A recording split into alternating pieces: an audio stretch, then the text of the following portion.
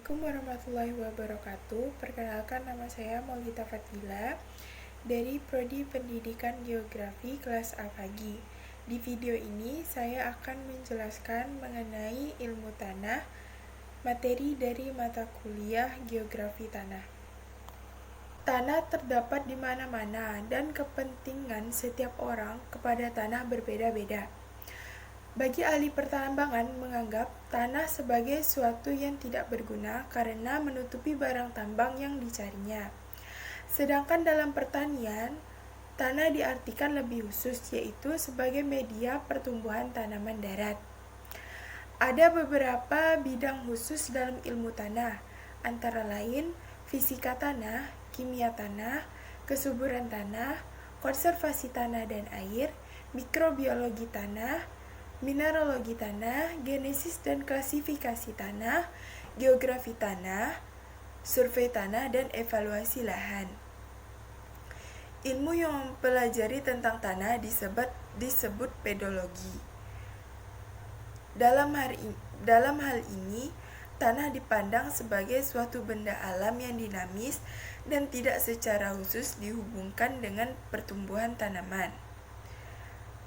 Tanah tersusun dari 4 bahan utama, yaitu mineral, organik, air, dan udara.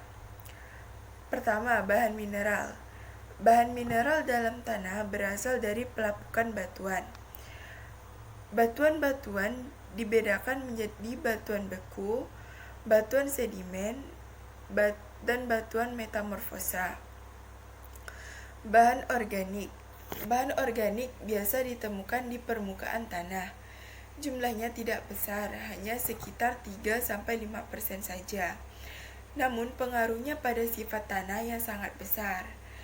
Tanah yang banyak mengandung humus atau bahan organik adalah lapisan atas atau biasa disebut topsoil. Air. Air terdapat di dalam tanah karena ditahan atau diserap oleh massa tanah. Udara dan air mengisi pori-pori tanah yang terdapat sebanyak 50% dari volume tanah. Sedangkan jumlah air di dalam tanah terus berubah-ubah. Selanjutnya, profil dan volume tanah. Jika kita menggali lubang pada tanah, maka masing-masing isi lubang akan terlihat lapisan-lapisan tanah yang mempunyai sifat-sifat yang berbeda. Lapisan-lapisan tersebut dapat terbentuk karena dua hal, yaitu 1. Pengendapan yang berulang-ulang oleh genangan air. Jika air genangan tersebut masih mengalir dengan cepat, maka hanya butir kasar seperti pasir dan kerikil yang dapat diendapkan. Tapi jika air menggenang tidak mengalir, maka butir halus seperti debu mulai dapat diendapkan. Tanah yang berlapis-lapis ini biasanya ditemukan di sekitar sungai di daerah dataran banjir atau teras. Kedua, proses pembentukan tanah. Pembentukan tanah dimulai dari proses pelapukan batuan induk tanah, diikuti oleh percampuran bahan organik dan mineral di permukaan tanah.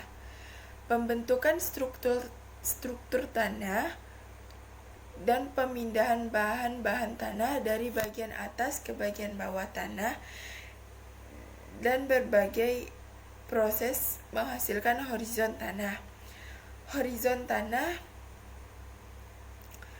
adalah lapisan tanah yang terbentuk dari proses pembentukan tanah. Ada 6 unsur utama yang menyusun profil tanah dari atas ke bawah, yaitu horizon O, A, B, C, dan horizon R. Sedangkan horizon yang menyusun volume tanah adalah horizon A, E, dan B. Selanjutnya saya akan menjelaskan tentang pedon dan polipedon. Jika ukuran pedon kecil, maka tidak dapat digunakan sebagai satuan dasar untuk pengelompokan tanah di lapang. Oleh karena itu, untuk dasar pengelompokan tanah di lapangan dipergunakan polipedon yang merupakan kumpulan dari pedon yang memiliki sifat yang sama. Selanjutnya proses pelapukan batuan dan mineral. Proses pelapukan ada 3, yaitu pelapukan fisik, pelapukan biologi, biologi mekanik, dan pelapukan kimia. Selanjutnya saya akan menjelaskan tentang disintegrasi dan sintesis. Disintegrasi terjadi dalam proses pelapukan mineral pada batuan. Selanjutnya terjadi proses sintesis atau pembentukan mineral baru yang berupa mineral liat dari senyawa-senyawa hasil disintegrasi tersebut. Selanjutnya, siklus unsur hara. Unsur hara tanaman diserap tanaman dari tanah ke bagian atas tanaman, kemudian dilepaskan lagi melalui sisa-sisa tanaman yang jatuh di permukaan tanah dan masuk ke tanaman kembali bersama air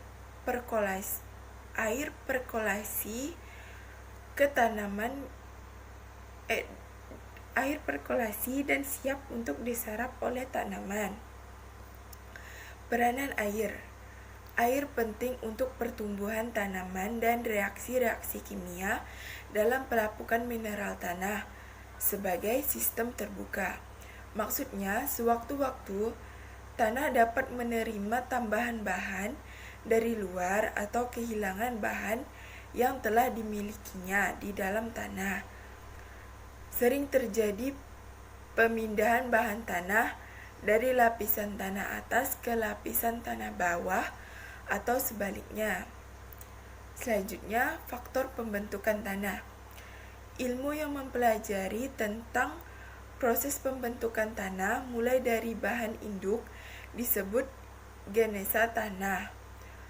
Faktor yang mempengaruhi proses pembentukan tanah yaitu iklim, organisme